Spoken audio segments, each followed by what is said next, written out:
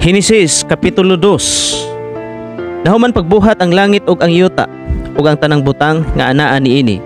Sa ikapitong adlaw nahuman sa Dios ang tanan niyang gibuhat ug mipahulay siya gikan sa tanan niyang gibuhat. Gipanalanginan sa Dios ang ikapitong adlaw ug gibalaan niya kini kay sa maong adlaw natapos niya ang iyang pagpamuhat ug mipahulay siya gikan sa tanan niyang gibuhat. Ingon niini ang pagbuhat sa kalibutan ug sa tanan nga anaa sa langit.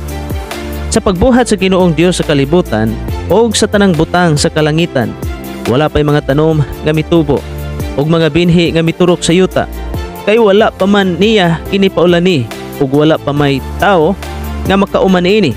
Apan bisag hulay ulan, diha nay tubig nga mitungha gikan sa ilalom sa yuta ug mipatubig niini. Unya mikuha ang Ginoong Dios og yuta ug nagbuhat siyag tawo gikan niini. Gihoy pa niya ang buho sa ilong sa tao sa gininhawa nga naghatag og kinabuhi ug ang tao nakabaton og kinabuhi. Unya naghimo ang Ginoong Dios og tanaman dito sa Eden, sa silangan sa gibutangan niya dito ang tao nga iyang gibuhat. Gipatubo sa Ginoong Dios ang tanang matang sa mga kahoy nga maanindot ug mamungag mga bunga nga maayong kanon. Sa taliwala sa tanaman diha ang kahoy nga naghatag og kinabuhi ug ang kahoy nga naghatag og kahibalo unsay maayo ug unsay daotan. Gikan sa Eden midagayday ang usa ka suba nga maoy mipatubig sa tanaman. Ug sa nasaylo na kini sa tanaman, ang suba nabahin sa upat. Ang unang suba ginganlag pison ug midagayday kini libot sa kayutaan sa Habila. Makaplagan ni ining dapita ang lunsayng bulawan ingon man ang mga bato nga dibilyo ug sardonika nga pula. Ang ngalan sa ikaduhang suba gihon ug midagayday kini libot sa kayutaan sa Kos. Ang ikatulong suba mao ang Tigris nga midagayday sa silangan sa Assyria. Ang ikaupat nga suba mao ang Euphrates. Unya gibutang sa Ginoong Dios ang tao sa tanaman sa Eden aron maoy magatiman ug magpantay niini. Giingnan niya ang tao, makahimo ka pagkaon sa mga bunga sa tanang kahoy sa tanaman, gawa sa kahoy nga naghatag sa kahibalo unsay maayo ug unsay daotan. Kun mukaon kaniini ni anang adlaw mamatay kagayon.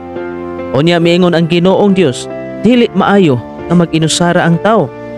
Himuan ko siya kauban og katabang nga angay kaniya.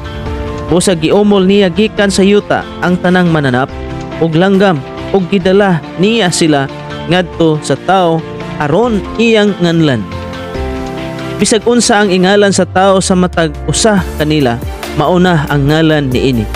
Busa ginganlan sa tao ang tanang kahayupan ug ang mga langgam ingon man ang ihalas nga mananap, apan wala siya'y nakit-an nga angayang ikauban og katabang.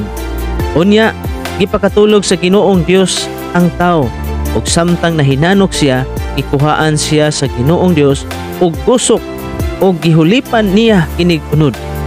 Ang maong gusok ihimo niya nga usa ka babae ug gidala niya ang babae ngadto sa lalaki ug miingon ang lalaki, ani ara gayud ang sama kanako, bukog gikan sa akong bukog ug unod gikan sa akong unod. Babae ang ngalan niya kay gikuha man siya gikan sa lalaki. Tungod niini ang lalaki mubiya sa iyang amahan ug inahan ug motipon sa iyang asawa ug mausa sila. Silang duha pulos hubo apan wala sila maulaw.